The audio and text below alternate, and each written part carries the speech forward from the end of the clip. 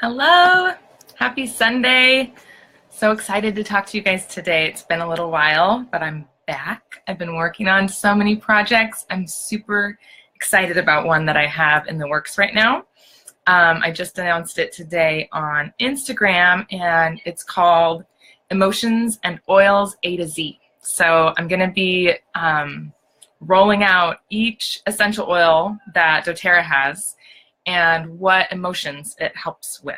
And I'm going to talk a little bit more about that in this broadcast today. So I just was working on it this morning, Sunday morning at home with the family. We're each working on our projects. Ray is cleaning out part of our room to make space for his kind of workout area. And Caden is totally absorbed in this stop motion project that he has going on. Which I'll probably be posting here because he's like really jazzed about it and it's really cool. So anyway, we've got this like project day happening here. We're just about to head to our niece's birthday party. So I just wanted to jump on though, just felt inspired today to share this message with you. It came to me this morning in my quiet time where I sit. And so today what I want to talk to you about is the stories that we tell and how they actually serve to get us more stuck where we don't want to be, make it harder to get out of that place. And then I want to share 3 steps that you can do right now to help you gain traction toward thoughts and feelings and results that actually bring you closer to where you want to be. So welcome to everybody who's joining. Feel free to say hi. I love having dialogue in the comments. So it's really fun when you guys want to interact in that way. Please go ahead. So I've got my notes here too that I'm looking at. I want to make sure I don't forget anything that I want to say. I just want to start off by asking to think about, do you ever find yourself telling stories, talking to friends, talking to the cashier, talking to your partner, talking about things that actually don't make you feel good as you're sharing these stories with people? Maybe you're, recounting something that happened to you during the day, talking about your childhood, talking about something that you've experienced, and you feel compelled to go into vivid detail about what was said to you, what was done to you, how it felt, the ways that you're actually right and that your desires were appropriate and the ways that they were thwarted. Yes, Danny, this is what happens. We do this. We all do this. I do this. So when you're done with the story, you end up feeling all worked up. You've got all these emotions running in your body, and you feel more sure of your rightness than ever, but at the same time, you feel like shit. You feel like crap after you have shared all this. So it feels like a disconnect there, right? Amanda says, I'm a huge storyteller and not always positive. Yeah, so thank you. Thank you, Amanda, for your honesty there, because so many of us, it's human. It is totally human because we have these emotions that don't feel good in our bodies and we don't know what to do with them. So I want to give a little bit of a reframe on maybe some other things we can reach for when we're feeling this way. Danny says, all week I've been doing this. Well, then this is for you, Danny. I must have just gotten this download just for you who are here, who feel called to dig into the ways that our stories can actually make us feel worse. So what happens is retelling these stories that don't feel good only serve to spin our tires deeper and deeper into the mud. Can you feel that? It's just like you're trying to gain traction. You're trying to kind of get evidence, proof for why I'm right and why they're wrong. And isn't this the way like, aren't I accurate? But our tires are just spinning and spinning. Yeah, I'm seeing hearts. They're just spinning and it does not feel good. And what ends up happening is not only does it not feel good inside of us, but what happens to the people who are around us, the loved ones that we're trying to connect with, that we're trying to share, what's happening for us, they end up feeling like they just got mud flung all over them. So we end up not feeling good. They feel like they just were thrown up on. It's a lose-lose scenario. So nobody gets their needs met in this situation. Nobody really walks away feeling good. So 3 ideas, 3 steps to actually getting traction when we're in this place. A plan that helps us to move forward and not to get stuck spinning in the mud. Okay, so the first way, and my favorite way, as you all know, is use your oils. Pull out your essential oils. They're a fantastic tool to help you uncover that underlying message that the emotion is trying to convey to you, because it has information. It has really helpful, a really helpful message for us. So we want that. We want to take that and use that. So it helps us to uncover that, and then it helps us to move through it more quickly so we don't get stuck in it. So a protocol that that I created specifically for these stories that we can get stuck in, and you can watch this later or take notes. The first is lemongrass. 1 drop on the back of the neck. Lemongrass is a really powerful cleanser of emotional energy, so it helps to release limiting beliefs. Remember this, and this is one that I carry with me all the time, because this is not a once and done. This is a rinse and repeat. Anyone who's taken a workshop with me before has heard me say that. This isn't you're going to do it one time and you're never going to have this negative thought again. You're never going to tell this story again. No. Good, Amanda. Yes, pull it out. So this is one that can come up often, and lemongrass is a really powerful one. So even if you only have 1 essential oil, lemongrass is such a great one if you relate to what I'm talking about. So it helps to release limiting beliefs. The second oil is eucalyptus. You're going to take a drop and rub it across your forehead. Eucalyptus helps to reveal these patterns of thinking that we have that lead us to feeling unwell. Eucalyptus is all about wellness.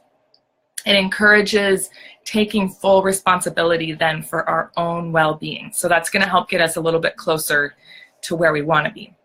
The third oil is cardamom, which you might cook with. It's a really great essential oil to use to help you regain self-control and mental clarity when you're frustrated with others. So if you are angry and frustrated, this is the oil to reach for. And I want you to put 1 drop of this on the top of your head, right on the crown of your head. And usually when I'm doing these protocols, I just take the bottle, put my finger on the top, and just tip it. So it just gets a little bit of oil on there, and I put it on the, wherever I'm using it. So great oil when you're angry. It helps us to stop blaming others. And a lot of times that's where we're stuck when we're having these kinds of negative cyclical thinking. Taking personal ownership, responsibility for our feelings, and then it helps then to lead us into feeling more calm, more peace, and more emotional freedom. The third oil in this protocol is lavender. This is the oil of self-expression. And I want you to put 1 drop on your heart space, which actually not up here on the chest, but right on the breastbone. It's at the nipple line. You want to put it right in the center. You can rub 1 drop there. And this is going to aid in self-expression. It's going to help you connect to what are those deep feelings that need to be expressed. What do I need to hear about myself? Sometimes we have a deep fear of being seen or being heard, and we might have a belief that it's not safe to express ourselves, and lavender can help us to move past this. The next oil is frankincense. 1 drop on the solar plexus, which is right where the ribs meet, a few inches above the belly button. Frankincense is the oil of truth. So this helps us to reveal the deceptions and the false truths that we've got going on in there. It invites us to let go of lower vibrations and that negativity and to start rising. Lets our energy start coming back up to a place where we can actually do something good about it. It helps us to break down the walls that we put up around our mind and around our heart. And then it connects the soul with its inner light. It reveals that truth, the truth that's really in us, that our higher self knows all the time, that our inner self is always connected to. Frankincense helps to uncover that. And then the last one that I want you to use for this protocol is balance, a drop each on the soles of your feet. And this balance oil is a mixture of several different tree oils, so it's really grounding. It has that presence of a tree, a rooted tree. So like the trees that it comes from, it helps you to come down from your overactive mind where we've got all this stuff going on up here, helps us come down into our roots, to ground down. It gives us stability and inner strength. Carrie, I love you too. So that brings us back down into our body, helps get us grounded.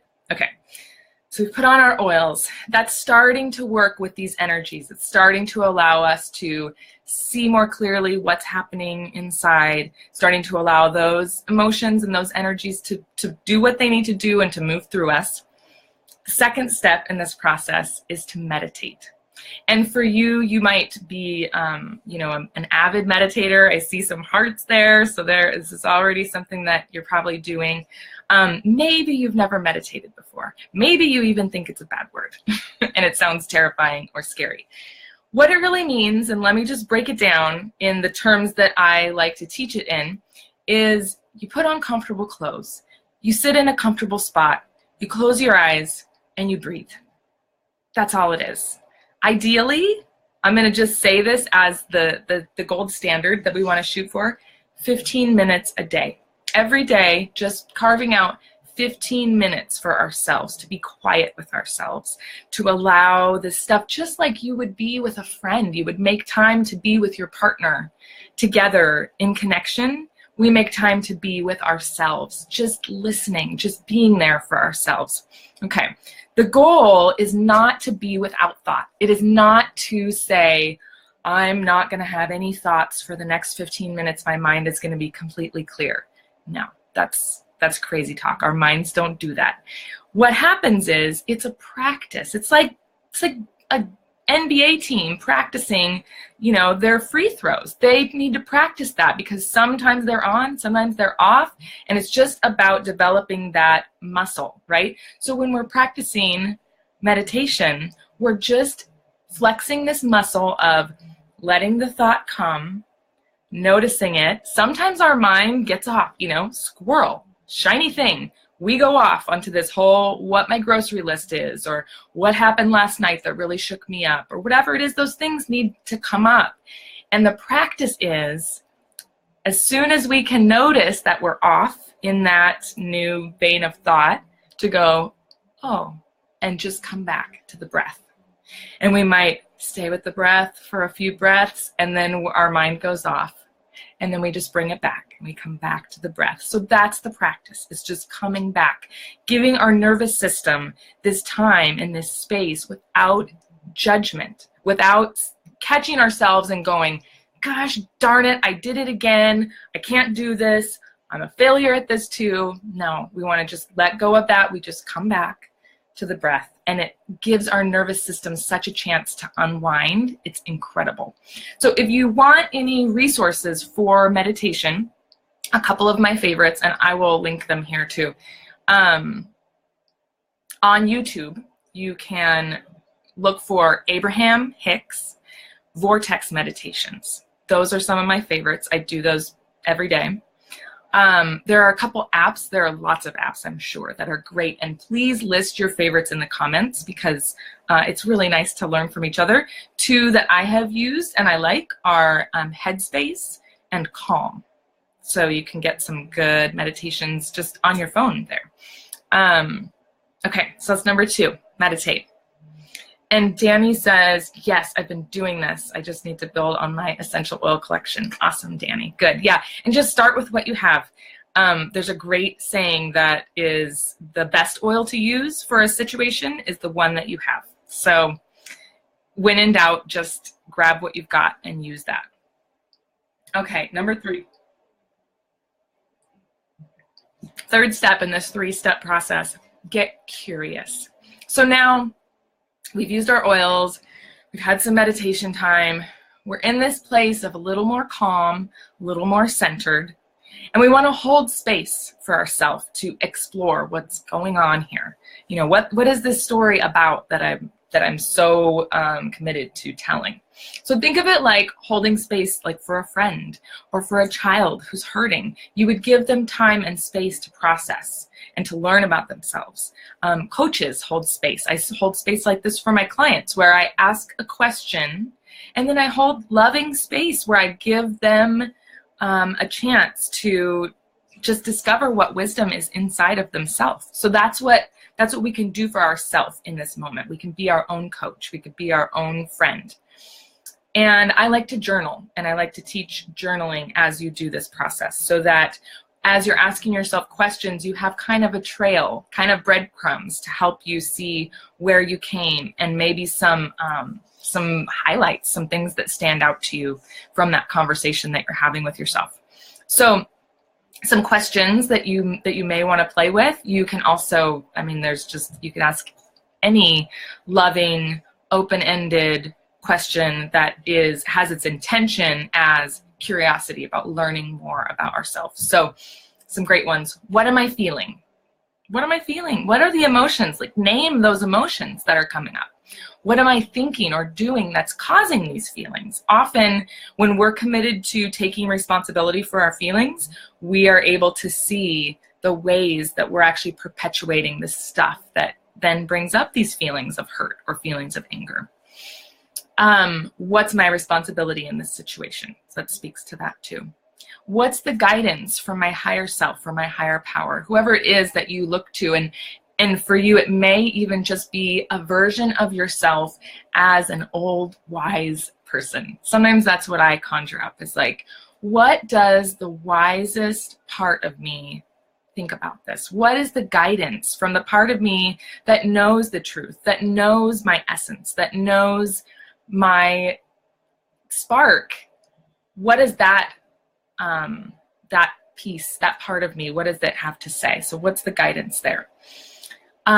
There are lots of resources out there for asking helpful questions, and two that I love are the work of Byron Katie, which you can find lots of information for online, and Inner Bonding, which you can also find both lots of free information online to learn those specific processes of questioning, but it's really about just getting real curious about what's happening inside.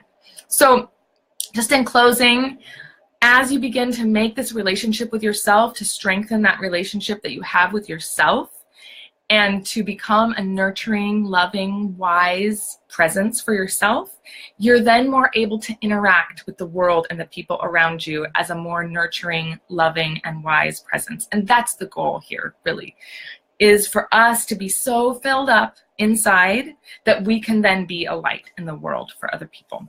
So let me know in the comments how this goes for you as you try these things out. Join me on Instagram for Emotions and Oils A to Z. I'll be posting every few days an essential oil and what emotions it helps to deal with, and how you can use it for helping to shift your emotions and learn from your emotions. And then just a reminder that I want to leave you with: you are worthy of your love and care. And if I can be the one to give you permission to make it a priority to develop this relationship with yourself, I'm happy to be that for you. So Beth says, cardamom in bulk, please. Yes. Yeah. Any anger, we're bathing in that stuff. Okay. I love you all. Have a great day.